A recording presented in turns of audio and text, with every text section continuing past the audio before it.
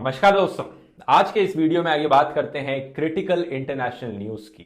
Armenia और Azerbaijan, ये दो देश रशिया, टर्की और ईरान के बीच में सिचुएटेड हैं वर्ल्ड मैप पर। और आज के दिन इन दोनों देशों के बीच में एक भयंकर कॉन्फ्लिक्ट चलने लग रहा है। कुछ एक्सपर्ट्स का मानना है कि ये कॉन्फ्लिक्ट एस्केलेट होकर एक फुल ब्लोन जंग में भी बदल सकता है। तो क्या हो रहा है इनके बीच में, क्यों ये कॉन्फ्लिक्ट चल रहा है, क्या इसके पीछे रीजंस हैं, क्या जियोपॉलिटिकल गेम्स यहां पर खेले जा रहे हैं और हम इससे क्या सीख ले सकते हैं। आइए जानते हैं सारी चीजें आज के इस वीडियो में। पहले मैं आपको थोड़ी इंट्रोडक्शन देता हूं क्योंकि आप में से ज्यादातर लोग शायद ज्यादा जानते ना हो इन दोनों कंट्रीज के बारे में। अर्मेनिया जो देश है ये एक छोटा सा देश है, 3 मिलियन लोगों की पॉपुलेशन है। फ्लैग इनका ऐसा दिखता है और यहां रहने वाले लोग मेजॉरिटी क्रिश्चियन है। 95% पॉपुलेशन इनकी तकरीबन क्रिश्चियन रिलीजन को प्रैक्टिस करती है, लेकिन ये एक सेक्युलर कंट्री है। वहीं दूसरी तरफ अजरबैजान भी कोई इतना बड़ा देश नहीं है, 10 मिलियन लोगों की पॉपुलेशन है और ये एक मुस्लिम मेजॉरिटी कंट्री है। 99% लोग अजरबैजान में रहने वाले मुस्लिम रिलीजन को प्रैक्टिस करते हैं, लेकिन ये भी अर्मेनिया की तरह एक सेक्युलर कंट्री है। लोगों को आजादी है, जो रिलीजन वो प्रैक्टिस करना चाहे कर सकते हैं। रिलीजन में इसलिए मेंशन कर रहा हूं क्योंकि काफी लोगों को ऊपर ऊपर से देखकर लगेगा कि इन दोनों कंट्रीज के क्लैश के बीच में, कॉन्फ्लिक्ट के बीच में रिलीजन एक बहुत बड़ा इंपॉर्टेंट फैक्टर है, लेकिन ऐसा नहीं है दोस्तों। हिस्टोरिकली ये दोनों कंट्रीज यूएसएसआर का पार्ट हुआ करती थी, सोवियत यूनियन का पार्ट हुआ करती थी 1990 से पहले। लेकिन जब सोवियत यूनियन के टुकड़े हुए तो इन दोनों कंट्रीज को आजादी मिली। इन दोनों कंट्रीज के बीच में एक डिस्प्यूटेड रीजन है जिसका नाम है नागोर्नो कराबाख। इसी डिस्प्यूटेड रीजन को लेकर आज इन दोनों कंट्रीज के बीच में लड़ाई चलने लग रही है। आप मैप देखेंगे तो ज्यादा अच्छे से समझ में आएगा। जो ऑरेंज पार्ट है वो अजरबैजान है, लाइट ग्रे वाला पार्ट अर्मेनिया है, डार्क ग्रे वाला पार्ट अर्मेनिया ऑक्यूपाइड है और जो रेड रीजन है वो है नगोर्नो काराबाख वाला रीजन। दोनों कंट्रीज कहती हैं कि ये नगोर्नो काराबाख रीजन इन्हें बिलोंग करता है, बिल्कुल कश्मीर की तरह। जैसे इंडिया और पाकिस्तान दोनों कहते हैं कि कश्मीर हमारा है, और बिल्कुल कश्मीर की ही तरह जैसे कुछ एरिया कश्मीर का पाकिस्तान के कंट्रोल में है, कुछ एरिया इंडिया के कंट्रोल में है, ऐसे ही नगोर्नो काराबाख का कुछ छोटा सा एरिया अजरबैजान के कंट्रोल में है जो अजरबैजान के बॉर्डर के पास है, लेकिन मेजॉरिटी एरिया यहां पर अर्मेनिया के कंट्रोल में है। थोड़ा आप मैप पे जूम इन करके देखेंगे तो आपको एक डॉटेड लाइन दिखेगी और ये डॉटेड लाइन है LOC, लाइन ऑफ कंट्रोल, जो बताती है कि अर्मेनिया का कंट्रोल कहां तक है और अजरबैजान का कंट्रोल कहां तक है।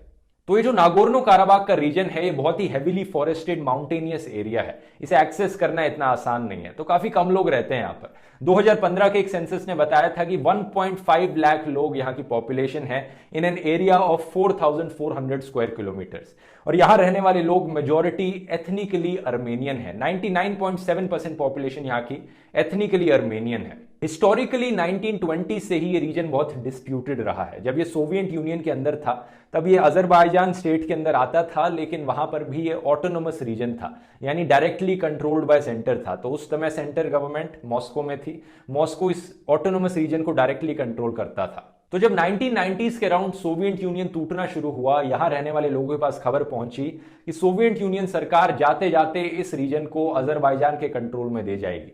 यहां रहने वाले एथनिक अर्मेनियंस को ये चीज बिल्कुल पसंद नहीं आई। इसी रीजन से 1988 में नागोर्नो काराबाख का जो लेजिस्लेचर था उसने वोट किया कि ये अर्मेनिया को ज्वाइन करना चाहेंगे। लेकिन ये वोटिंग के जरिए उठाई गई डिमांड ना ही अजरबैजान की नई सरकार को पसंद थी, ना ही सोवियत सरकार को और मॉस्को को। उन्होंने इसे स्ट्रांगली अपोज किया। लेकिन जब सोवियत यूनियन टूटा तो अर्मेनियन सेपरेटिस्ट ने इस टेरिटरी को सीज कर लिया, अपने कंट्रोल में ले लिया। इसी रीजन से 1991 से लेकर आज तक इस एरिया का जो अर्मेनियन कंट्रोल्ड पार्ट है उसे रूल किया जाता है अर्मेनियन सेपरेटिस्ट के द्वारा, जिसे अर्मेनियन सरकार सपोर्ट करती है। Even though according to international law Nagorno Karabakh का रीजन रिकॉग्नाइज किया जाता है कि यह अजरबैजान का पार्ट है, क्योंकि सोवियत यूनियन ने टूटते टूटते कहा था कि अजरबैजान ये कंट्रोल करेगा। तब से लेकर आज तक ये एरिया कांस्टेंट कॉन्फ्लिक्ट में रहा है। हर कुछ साल बाद उसके बाद से अर्मेनिया और अजरबैजान इसको लेकर लड़ाई करते रहे हैं, जंग छिड़ती रही है, सीज फायर वायलेशंस होते रहे हैं, हजारों लोग मारे गए हैं। रिसेंट एग्जाम्पल आज अभी चलने लग रहा है अजरबैजान अर्मेनिया के बीच में जो लड़ाई है। इससे पहले 2016 में इनके बीच में कॉन्फ्लिक्ट हुआ था, इसको लेकर कुछ सालों के लिए बीच में पीस था। ठीक उसी तरह जैसे कश्मीर को लेकर इंडिया और पाकिस्तान के बीच में बहुत सारी लड़ाइयां हुई हैं, सीज फायर वायलेशंस हुए हैं। ओवर द इयर्स अटेम्प्ट किया गया था कि इस प्रॉब्लम का एक सोल्यूशन निकाला जा सके। एक मिन्स्क ग्रुप बनाया गया था जिसे हेड किया गया था फ्रांस, USA और रशिया के द्वारा, कि वो मीडिएट करके इन दोनों कंट्रीज के बीच में बातचीत करवा के एक पीसफुल सोल्यूशन निकाल सकें। मई 1994 में रशिया ने मीडिएट किया था एक सीज फायर आर्मेनिया और अजरबैजान के बीच में, जिसके बाद से आर्मेनिया को ऑलमोस्ट फुल कंट्रोल मिल गया नागोर्नो काराबाख रीजन का। आज का जो 2020 का कॉन्फ्लिक्ट इन दोनों कंट्रीज के बीच में चल रहा है वो भी इसी डिस्प्यूटेड रीजन को लेकर चल रहा है। एलओसी पर लड़ाई चलने लग रही है। दोनों कंट्रीज कहती है कि हमने लड़ाई शुरू नहीं करी। अजरबैजान कहता है कि आर्मेनिया ने पहले फायर किया था। आर्मेनिया कहता है अजरबैजान ने इस लड़ाई की शुरुआत करी थी। लेकिन रशिया यहां पर एक बहुत इंपॉर्टेंट रोल प्ले करता है दोस्तों, क्योंकि रशिया आर्मेनिया और अजरबैजान दोनों के साथ क्लोज रिलेशंस में है। रशिया का एक मिलिट्री बेस है आर्मेनिया में और अजरबैजान रशिया के लिए एक one of the most significant buyers of weapons है।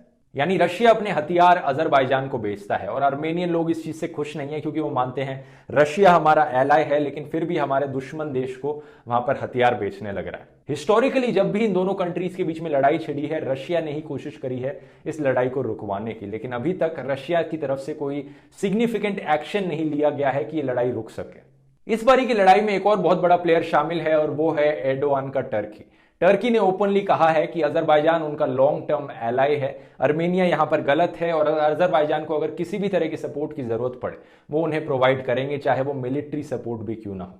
इसके रिस्पॉन्स में आर्मेनिया के फॉरेन मिनिस्टर ने कहा है कि ये जो एग्रेशन है ये प्री प्लान्ड थी, ना सिर्फ अजरबैजान के द्वारा बल्कि टर्की के मैसिव सपोर्ट की वजह से अजरबैजान उस डिस्प्यूटेड एरिया को वापस ऑक्यूपाई करना चाहता है। और यहां पर आर्ग्यू किया जा सकता है कि टर्की और अजरबैजान दोनों मुस्लिम मेजॉरिटी कंट्रीज हैं, तो इसलिए दोनों एक दूसरे के सपोर्ट में आ खड़ी हो रही हैं। न्यूज में यह भी आया था कि पाकिस्तान भी कुछ अपने सोल्जर्स अजरबैजान के सपोर्ट में भेज रही हैं, हालांकि पाकिस्तान ने उसे डिनाई कर दिया है। लेकिन इससे बड़ा रीजन दोस्तों, रिलीजन से बड़ा रीजन यहां पर है जियोपॉलिटिक्स। टर्की और अजरबैजान दोनों नेबरिंग कंट्रीज हैं। टर्की यहां पर बड़ी कंट्री है, इंडिया की तरह समझ लो, और अजरबैजान एक छोटी कंट्री है, तो क्यों नहीं चाहेगा टर्की अपना इन्फ्लुएंस जमाना अपने आसपास के रीजन पर। टर्की अजरबैजान के ऑयल एंड गैस एक्सपोर्ट्स का one of the main importers है, और जब बात ऑयल और गैस पर आ जाती है तो कौन सी कंट्री नहीं चाहेगी यहां पर उस कंट्री के साथ एलाय बनना।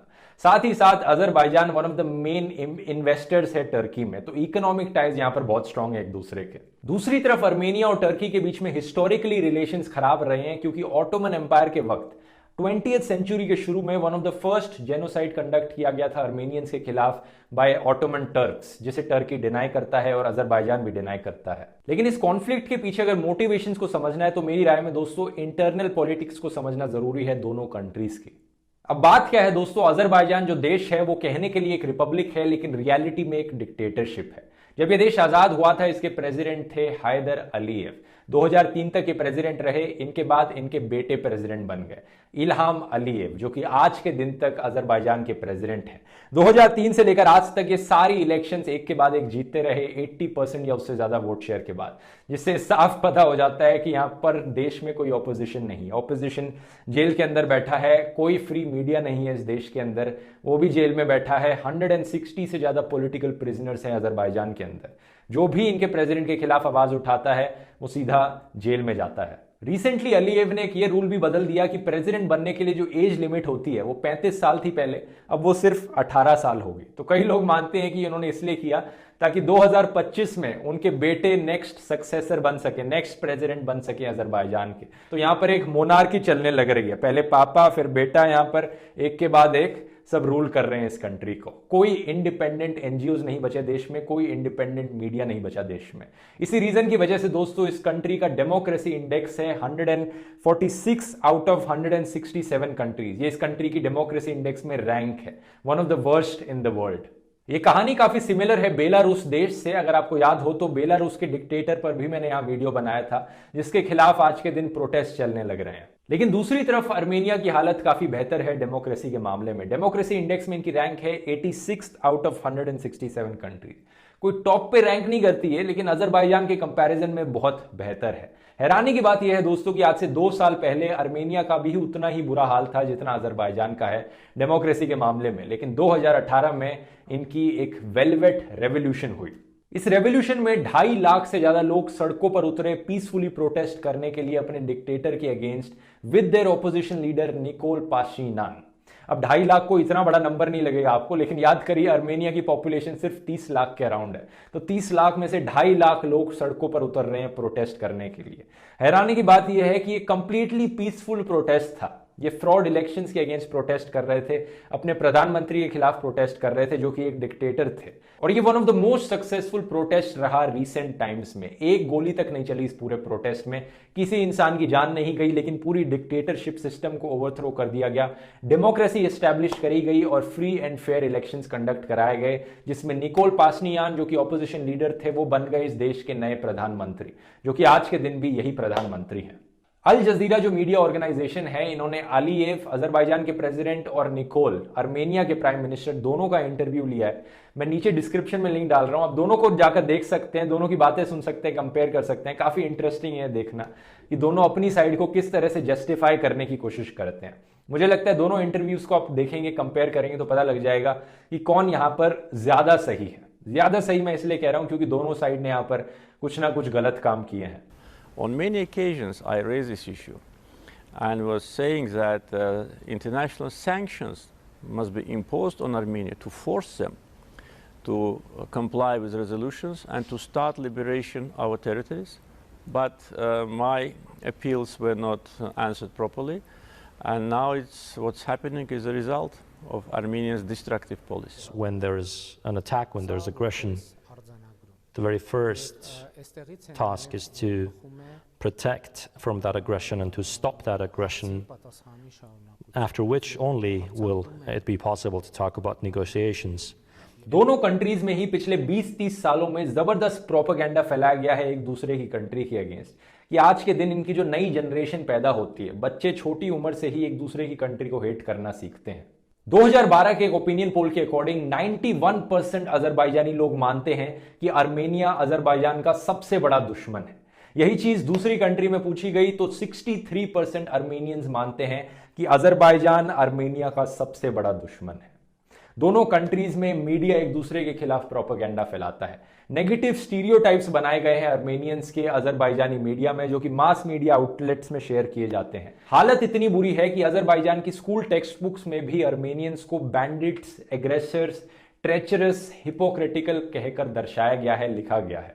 अजरबैजानी हिस्टोरियन आरिफ यूनुस के अकॉर्डिंग स्कूल की किताबों में हिस्ट्री को ऐसे तोड़ मरोड़ के पेश किया जाता है कि बच्चों के अंदर हेट्रेड की फीलिंग जागे और वो अपने आप को एथनिकली और नेशनली सुपीरियर समझे आर्मेनियंस से। इस प्रोपेगेंडा का असर सेलिब्रिटीज और नेशनल आइकन्स में भी दिखता है। 2007 में एक बड़े फेमस अजरबैजानी चेस प्लेयर हैं तैमूर राजाबोफ, उन्होंने अपने इंटरव्यू में कहा था, the enemy is the enemy, we hate Armenians, openly ये कहा था। नेशनलिज्म जब इस हद तक पहुंच जाता है तो इससे बस देश और दुनिया में नफरत फैलती है और वायलेंस होता है और कुछ नहीं होता। 1988 और 1990 के बीच में आर्मेनियंस के खिलाफ अजरबैजानी शहरों में पोग्रोम्स कंडक्ट हुए, जिसमें 3,50,000 से ज्यादा आर्मेनियंस को घर छोड़कर भागना पड़ा या मारे गए। ये सिर्फ वन साइडेड नहीं था। हिस्टोरिकली 1918-1920 के अराउंड नेशनलिस्ट आर्मेनियन लोगों ने अजरबैजानीज के खिलाफ भी बहुत मैसेकर्स किए हैं, जो कि अब एक इंटरेस्टिंग चीज मैं आपको बताता हूं दोस्तों। अजरबैजान की इकोनॉमी ऑयल पे बहुत ज्यादा डिपेंडेंट है। Oil one of the only and main source है अजरबैजान की इकोनॉमी के लिए पैसे कमाने का। लेकिन आपको याद होगा पिछले साल ऑयल प्राइसेस बुरी तरह से क्रैश कर गए थे, नेगेटिव में भी चले गए थे। तो ये जो भी ऑयल सप्लाइंग कंट्रीज हैं उनके लिए बहुत बड़ा नुकसान था। और उसके बाद आई कोविड-19 की क्राइसिस, तो अजरबैजान की जो इकोनॉमी है वो तबाह हो रखी है। लोग बहुत गुस्से में हैं, लेकिन अजरबैजान के लोग इतने नेशनलिस्ट हैं कि खुद के पास चाहे रोटी कपड़ा मकान ना हो, खुद के देश में हालत इतनी खराब हो, ब्लेम साइड वाले देश को ही करेंगे, ब्लेम आर्मेनिया को ही करेंगे। जुलाई 2020 में बाकायदा 200 प्रोटेस्ट निकाले गए थे अजरबैजान में, इनकी डेमोक्रेसी की डिमांड करने के लिए नहीं, इकोनॉमी बचाने के लिए भी नहीं। इनके प्रोटेस्ट निकाले गए थे कि आर्मेनिया के खिलाफ जंग छेड़ दो, वॉर कर दो आर्मेनिया के खिलाफ। ये प्रो मिलिट्री प्रोटेस्ट थे जो कि धीरे धीरे एंटी गवर्नमेंट भी बन गए थे। प्रोटेस्टर्स पार्लियामेंट की बिल्डिंग में घुस गए, प्रेशराइज कर रहे थे अपने डिक्टेटर को कि जंग छेड़ो आर्मेनिया के खिलाफ। ये चाहते हैं उस डिस्प्यूटेड रीजन को वापस अजरबैजान का पार्ट बनाए, और अजरबैजान के डिक्टेटर्स के लिए एक आसान अपॉर्चुनिटी है कहा जाए तो। नेशनलिस्ट सेंटिमेंट इतना ज्यादा है अजरबैजानी लोगों में कि अगर आर्मेनिया से उन्हें डिस्ट्रैक्टेड रखा जाएगा तो शायद कभी वो डेमोक्रेसी के ऊपर सवाल ना उठाएं, इकोनॉमी के ऊपर सवाल ना उठाएं, और इस तरह से अपनी डिक्टेटरशिप की कुर्सी बची रहेगी। कई एक्सपर्ट्स का मानना है कि इन दोनों कंट्रीज के बीच में अगर कोई पीसफुल रेजोल्यूशन निकल भी जाती है, कई दशकों लग जाएंगे कि इन दोनों कंट्रीज में रहने वाले लोग एक दूसरे को एक्सेप्ट करना सीखें। शायद यही रीजन है कि रविंद्रनाथ टैगोर जी और एल्बर्ट आइंस्टाइन जैसे महान लोग अपने जमाने में भी सीख गए थे कि नेशनलिज्म क्या करने पर मजबूर कर सकता है लोगों को। रविंद्रनाथ टैगोर जी की बड़ी फेमस लाइन है, nationalism is a great menace. और एल्बर्ट आइंस्टाइन ने कहा है, नेशनलिज्म सिर्फ एक बहाना है एग्रेशन के लिए। नेशनलिज्म अगर एक हद से पार हो जाए तो उससे बस दुनिया भर में लड़ाई होगी, कॉन्फ्लिक्ट होंगे, वायलेंस होगा और कुछ नहीं होगा। वैसे आपको क्या लगता है दोस्तों, इस डिस्प्यूटेड एरिया का क्या सोल्यूशन निकल सकता है? क्या ये आर्मेनिया को दे देना चाहिए क्योंकि आर्मेनिया कंट्रोल्ड है आज के दिन, या फिर ये अजरबैजान के पास जाना चाहिए क्योंकि इंटरनेशनल लॉ के अकॉर्डिंग ये अजरबैजान के पास बिलोंग करता है, या फिर इसे इंडिपेंडेंट रखा जाना चाहिए जैसा ये सोवियत यूनियन के टाइम होता था? नीचे कॉमेंट्स में लिखकर बताइए आपकी राय क्या है इस सिचुएशन के बारे में। उम्मीद करता हूं ये वीडियो आपको इन्फॉर्मेटिव लगा होगा। अगर आपको मेरा काम पसंद आता है, मुझे सपोर्ट कर सकते हैं patreon.com/ध्रुव राठी पे, या यूट्यूब पे मेंबर बन के ज्वाइन बटन क्लिक करके, ताकि ऐसे ही और वीडियोस मैं आपके लिए फ्यूचर में बनाते रहूं और आपको रिटर्न में एक्सक्लूसिव चीजें मिलेंगी, जैसे कि फुल इंटरव्यूज, जब भी मैं किसी का इंटरव्यू लेता हूं तो अनएडिटेड इंटरव्यूज और कस्टम इमोजीज कॉमेंट्स में। तो इस वीडियो को शेयर कीजिए दोस्तों और मिलते हैं अगले वीडियो में। बहुत बहुत धन्यवाद।